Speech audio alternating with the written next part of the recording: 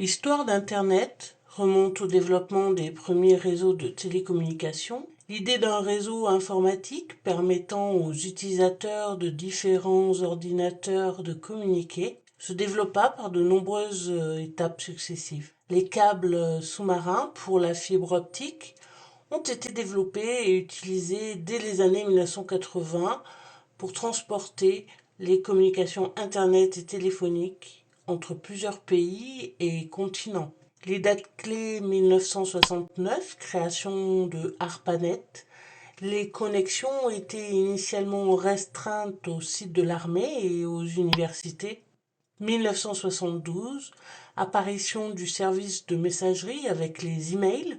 Dans les années 1980, les connexions se sont étendues à de nombreuses institutions éducatives ainsi qu'à un nombre croissant de sociétés. 1991, apparition du web pour afficher les pages d'information. Le créateur des liens hypertextes, Tim Berners-Lee. Le World Wide Web signifie toile d'araignée mondiale et le web a une longue histoire derrière lui. La généralisation des ordinateurs connectés en permanence à l'Internet a rendu possible la création du web. À la différence du courriel, où l'émetteur transmet un contenu à des destinataires connus, le web est un service de publication. La technologie d'Internet ayant été popularisée par l'apparition du World Wide Web, les deux sont parfois confondus par le public non averti. Le World Wide Web n'est pourtant que l'une des applications d'Internet.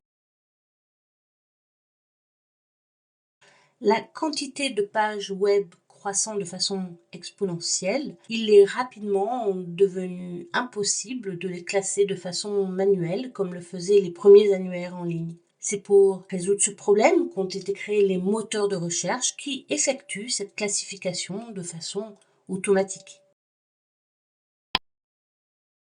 Depuis l'an 2000, avec l'apparition d'applications web 2.0, le World Wide Web a répandu une culture de la publication personnelle et aussi coopérative. Du récit au jour le jour d'un blog, à la mise en page de photos, en passant par l'encyclopédie libre de Wikipédia en 2001, tout est le résultat de la facilité grandissante de création d'un site internet public où l'internaute joue un rôle participatif. En 2003, les communications via Internet ont été facilitées par l'apparition de services téléphoniques VoIP, création dans les années 90 mais démocratisation en 2003, telle que Skype.